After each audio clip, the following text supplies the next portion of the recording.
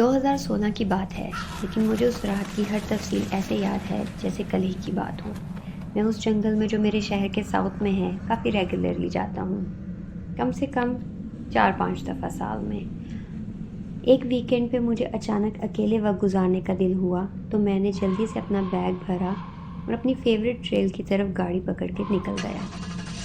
सच कहूँ तो मुझे मालूम नहीं कि अगर ये कोई प्रॉपर ट्रेल है या नहीं, क्योंकि मैंने ना कभी किसी को वहाँ हाइकिंग करते देखा है ना कैंपिंग। मैंने ट्रीज़ के पास रोड के किनारे गाड़ी पार्क की, बैग उठाया और लगभग 2 घंटे पैदल चलते हुए एक स्पॉट पे पहुंचा जो कि फ्लैट थी और दरख्तों से भरी हुई।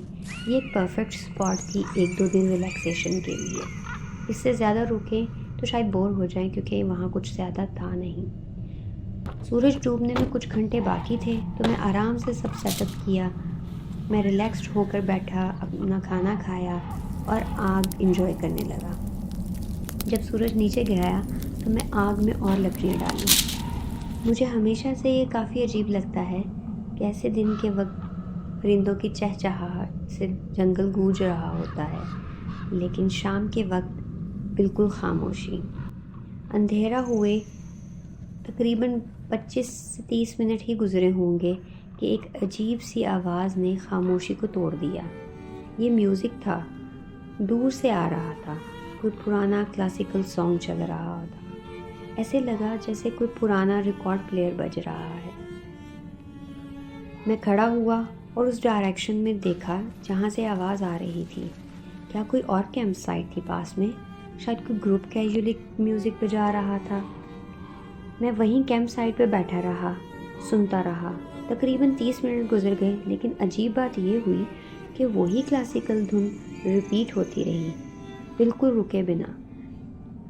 ये खामोश जंगल के लिए बड़ी ही क्रीपी सी बात थी। नॉर्मली मुझे दूसरे कैंपर्स से कोई प्रॉब्लम नहीं, लेकिन इस दफ़ा कुछ अलग था, कुछ ऑफ लग रहा था। मैं थोड़ा और इंतज़ार किया और थोड़ी देर बाद मैंने डिसाइड किया कि मैं थोड़ा पास जाकर देखता हूँ। मेरा मकसद किसी को स्टॉप करना नहीं था, बस देखना था कि क्या चल रहा है, और आवाज़ की तरफ चलने लगा। जितना करीब जाता गया म्यूज़िक उतना लाउड होता गया और मेरे अंदर एक अजीब सा खौफ बैठने लगा। मेरी बॉडी पे गूज़बम्प्स थे और दिल तेज़ धड़क रहा था। तभी मुझे याद आया कि मेरे हाथ में सिर्फ फ्लैश लाइट है, मेरी नाइफ और मेरी पेपर स्प्रे तो पीछे कैंप में ही है। आखिरकार मुझे महसूस हुआ कि चलते चलते अब मैं म्यूज़िक के काफ़ी करीब आ गया हूँ, लेकिन कुछ भी नज़र नहीं आ रहा था। ना कोई कैंप फायर, ना कोई रोशनी, कुछ भी नहीं। और फिर मैंने एक बड़ा सा पुराना बॉक्स देखा, एक दरख्त के पीछे रखा हुआ। उसके आसपास कुछ भी नहीं था और कोई भी नहीं था। मैंने फ्लैश लाइट हर तरफ मारी, लेकिन कोई शख्स, किसी का निशान मुझे नहीं दिखा। मैं स्पीकर के पास गया। लग रहा था कि जैसे 2000s के आसपास का कोई पुराना स्पीकर है, एक बड़ा बॉक्स जैसे। एलईडी डिस्प्ले और बटन थोड़े ख़राब थे। मैंने पावर बटन दबाया और म्यूज़िक बंद कर दिया। अचानक जंगल वापस से बिल्कुल खामोश हो गया। ये सडन साइलेंस बहुत क्रीपी था। ये सब किसी ने किया था क्या? मुझे लगा ये जैसे कोई ट्रैप बिछाया हो, लेकिन मैं इसके बारे में ज़्यादा सोचना नहीं चाह रहा था। मैंने वहाँ से एक सेकंड भी रुकना मुनासिब नहीं समझा। मैं वापस अपनी कैंप साइट की तरफ तेज़ी से चलने लगा। जब मुझे आग नज़र आई तो मुझे थोड़ा सुकून हुआ। मैं अपने कैंप में चला गया, लेकिन जैसे जैसे वक्त गुजरता गया मुझे बहुत अजीब फील होता रहा, जैसे कुछ ठीक नहीं है, जैसे कोई मुझे देख रहा है। फिर मैंने देखा कि मेरी माचिस, मेरे कुछ बर्तन और छुरी और पेपर स्प्रे सब गायब थे। मैं फ़ौरन डर गया, कोई यहाँ आया था। मैं ज़्यादा सोचे बगैर जो सामान बचा था उसको पैक किया। उसी वक्त वो म्यूज़िक फिर से चल पड़ा, लेकिन इस बार बहुत करीब से।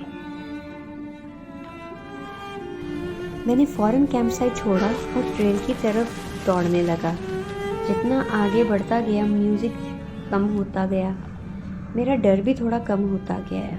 मुझे ऐसा लगा कि जो भी शख्स था वो म्यूज़िक के पास होगा, तो मैं उससे थोड़ा दूर हो पा रहा हूँ। तकरीबन 15 मिनट के बाद जब मैं काफ़ी आगे जा चुका तो जंगल में मुझे कुछ दिखाई दिया। रास्ते के बीच में कुछ पड़ा था। मैं पास गया तो मैं देखकर और खौफज़दा हो गया। ये मेरा सामान था, छुरी, पेपर स्प्रे, मेरे बर्तन, सब कुछ एक परफेक्ट लाइन में बिछे हुए, जैसे किसी ने जानबूझ के वहाँ रखा हो। क्या मतलब था इस सब का? मैं अभी सामान उठाना चाह ही रहा था कि पीछे से मुझे किसी के कदमों की आवाज़ सुनाई दी। मैं फ़ौरन मुड़ के देखा, पीछे कुछ भी नहीं था। मैं फिर भागने लगा। भागते हुए मुझे 10 मिनट गुजर गए तो मुझे पीछे से किसी की कदमों की आवाज़ सुनाई नहीं दी। फिर मैं तेज़ तेज़ चलने लगा जब तक मैं रोड पे नहीं पहुंच गया। मुझे नहीं पता कि उस रात मेरे साथ क्या हुआ। ऐसा लगता है जैसे किसी पागल इंसान के हाथों से मुश्किल से बचा हूँ, जैसे वो मेरा शिकार खेल रहा हो।